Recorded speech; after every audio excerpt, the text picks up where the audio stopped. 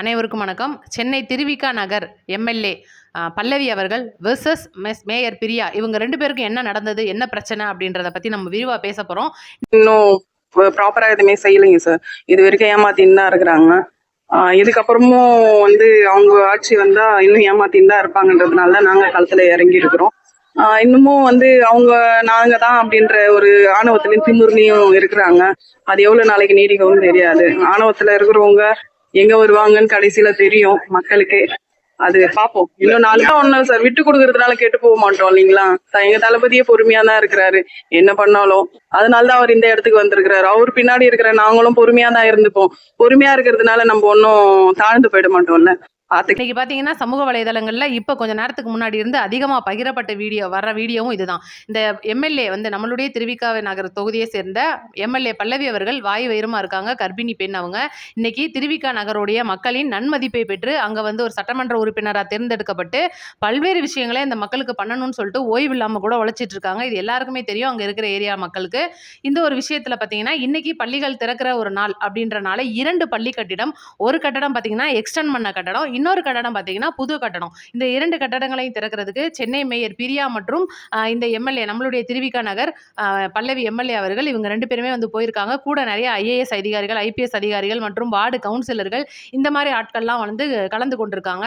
அதில் பார்த்தீங்கன்னா ஃபர்ஸ்ட் உருது பள்ளி அப்படின்றதுல எக்ஸ்டெண்ட் பண்ண கட்டடத்துக்கு புது கட்டட திறப்பு விழாவுக்கு ரிப்பன் வெட்டும் போதே பஞ்சாயத்து தொடங்கிருச்சு அப்படின்னு தான் சொல்றாங்க. என்னன்னா மேயர் அதாவது நம்மளுடைய எம்எல்ஏ பேசும்போது, அதாவது பல்லவி அவர்கள் பேசும்போது ரிப்பன் வெட்டுறதுலேருந்தே பஞ்சாயத்து வந்துருச்சு. அங்கே இருக்கிற பள்ளியில் இருக்கிற நிறைய பேர் தன்னை தான் ரிப்பன் வெட்ட சொன்னாங்க அப்படின்ற ஒரு சம்பவம். ஆனால் அது மேயர் பிரியாவுக்கு பிடிக்கல.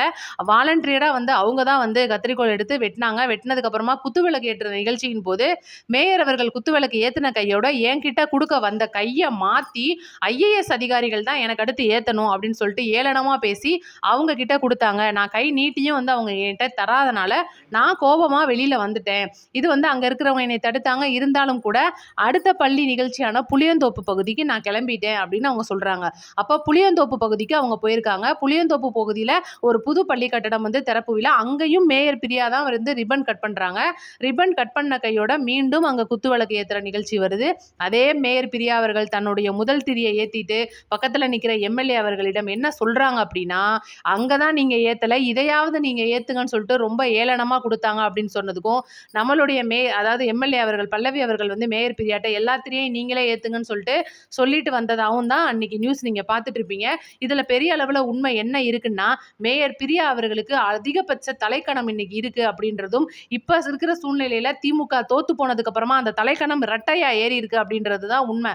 ஏன்னா இன்னைக்கு யோசிச்சு பாருங்க, சென்னையை பொறுத்த வரைக்கும் உள்ளாட்சி அப்படின்றத கையில் வச்சிருக்கிறது திமுக தான். நம்மளுடைய எம்எல்ஏக்கள் அங்கே நிறைய பேர் நிறைய தொகுதியில் ஜெயிச்சிருந்தா கூட உள்ளாட்சி அப்படின்ற கட்டமைப்பில் இன்னைக்கு மேயர் பிரியாவுடைய ஆதிக்கம் மற்றும் சேகர்பாபுவோட ஆதிக்கம் அதிகமாக இருக்கு. அப்படி இருக்கும்போது ஒவ்வொரு சின்ன சின்ன விழாக்கு இன்னைக்கு பார்த்தீங்கன்னா மேயர் பிரியா அவர்கள் அங்கே போகிறதும், அங்கே இருக்கிற ஏழை எளிய மக்களை பார்த்து ஏளனமாக பண்ணுறதும், குறிப்பாக துப்புரவு பணியாளர்களை பார்த்தா அப்படியே மூக்க மூடிட்டு போகிறதும் இதுதான் மேயர் பிரியா அவர்கள் மேலே வர மிகப்பட்ச கம்ப்ளைண்ட். இப்போ பார்த்தீங்கன்னா நம்மளுடைய எம்எல்ஏ ஒரு ப்ரெஸ் மீட்டும் கொடுத்துருக்காங்க. அதையும் நீங்க பாத்துருங்க. அப்ப அந்த பாருங்க, அதுல அவங்க தெளிவா சொல்ல வராங்க, எங்களுடைய தளபதியின் வரியில் நாங்க பொறுமையை மட்டுமே கடைபிடிப்போம். அவங்களுக்கு தலக்கணம் ஏறி இருக்கலாம், அவங்களுக்கு திமிர் இருக்கலாம், எங்களுக்கு அதை பத்தி கவலை இல்லை. நாங்க இந்த மக்களுக்கு நல்லது செய்யணும்னு வந்திருக்கோம், அந்த நல்லதை மட்டுமே நாங்க செய்வோம் அப்படின்னு சொல்லிட்டு ரொம்பவே எனக்கு அதை உண்மையிலே பார்க்கும்போது சிங்கப்பெண் நீதாமா அப்படின்னு சொல்ற மாதிரி இருந்துச்சு. இந்த மேயர் பிரியாவுக்குலாம் இன்னும் அதுக்கெல்லாம் ஆணவம் அடங்கலைங்க. இன்னைக்கு நம்ம ஏன் இப்படிலாம் சொல்றோம் நீங்க கேட்கலாம். ஏகப்பட்ட குற்றச்சாட்டுகள் இன்னைக்கு அவங்க மேல இருந்து வரிசையா வந்துட்டு இருக்கு. ஊழல் குற்றச்சாட்டுகள் இருக்கு.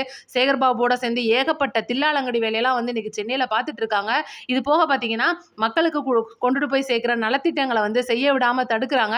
தான் மேயர் அப்படின்ற ஒரு அதிகபட்ச தலைக்கணம் இன்னைக்கு அவங்க தலையில ஏறி உட்கார்ந்துருக்குன்னு சொல்லிட்டு நிறைய கம்ப்ளைண்ட் வந்துகிட்டு இருந்தாலும், இந்த ஒரு பள்ளி நிகழ்வு அப்படின்றதுக்கு மேயர் பிரியாவும் ஒரு விளக்கம் கொடுத்துருக்காங்க. என்னன்னா, நான் ஃபர்ஸ்ட் உருது பள்ளிக்கூடத்துல விளக்கு ஏற்ற போகும்போது நான் ஏத்தினேன். 2வதா நான் மேயர்னு அடிப்படையில் முதல் விளக்கை ஏற்றிட்டு முதல் திரியை ஏற்றினதுக்கு அப்புறமா 2வது திரியை தொகுதியை ஏத்துறதுக்கு ஐஏஎஸ் அதிகாரிகள் தான் வரணும், எம்எல்ஏ வரக்கூடாது அப்படின்னு அவங்க சொல்றாங்க. அப்ப இது ஒருவேளை டிஎம்கே எம்எல்ஏவா இருந்தா அவங்க அப்படிதான் சொல்லியிருப்பாங்களா அப்படின்ற கேள்வி ஒண்ணு வருது. 2வது அதுக்கு பதிலடி கொடுத்திருக்கிற பல்லவி எம்எல்ஏ அவர்கள் என்ன சொல்லியிருக்காங்கன்னா, இந்த அல்லு சில்லுக்கெல்லாம் நான் பயப்படுற ஆளு கிடையாது, நம்மளுடைய தளபதி வழியிலே வந்து பதில் சொல்லியிருக்காங்க. இது வந்து பாத்தீங்கன்னா ரொம்ப சில்லித்தனமா செயல்படுறாங்க. இந்த ஒரு மேயர் அப்படின்றவங்க மக்களுக்கு வந்து தேவையில்லாத ஒரு மேயரா தான் இருக்காங்க. முழுக்க முழுக்க திமுக சொம்பாவே மாறி போயிட்டாங்க.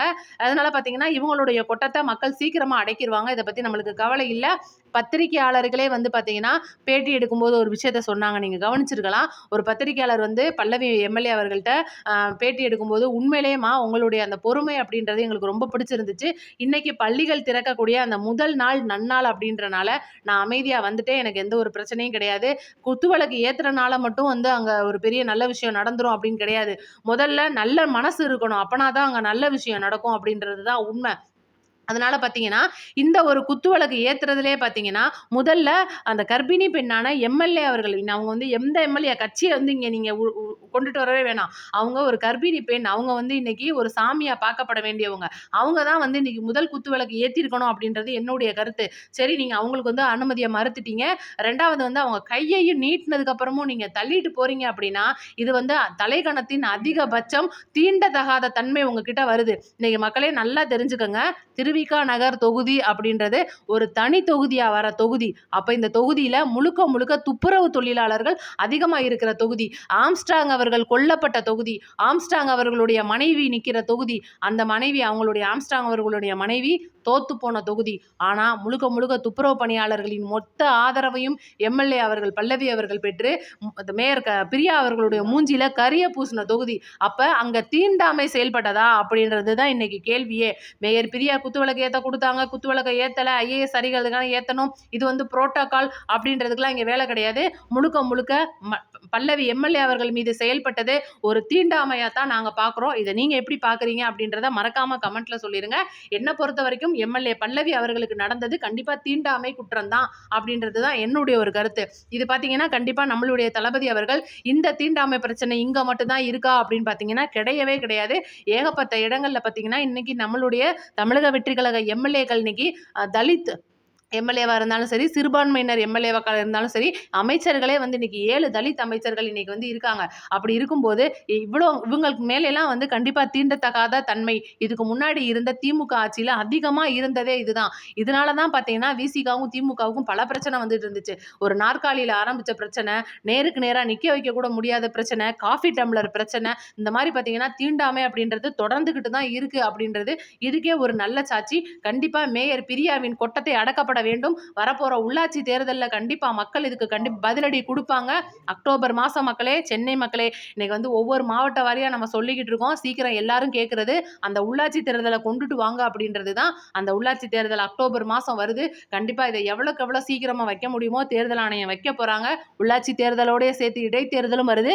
இதுக்கெல்லாம் வந்து சேர்த்து வச்சு நீங்க பதிலடி கொடுப்பீங்க அப்படின்றதை நான் நம்புறேன். ஏன்னா அதே அறநிலைத்துறை அமைச்சர் வந்து முன்னாடி சேகர்பாபு அவர்கள் இதே எம்எல்ஏ மேல ஒரு பெரிய பஞ்சாயத்தே வந்து அடிதடிலாம் நடத்துற பஞ்சாயத்து நடந்துச்சு.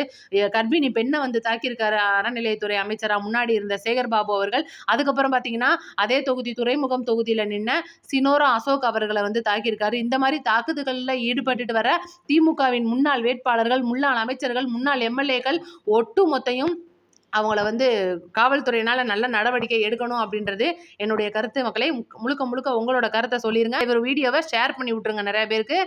உங்களோட கமெண்ட்டை கமெண்ட்ல சொல்லிட்டு போயிருங்க. நன்றி, வணக்கம்.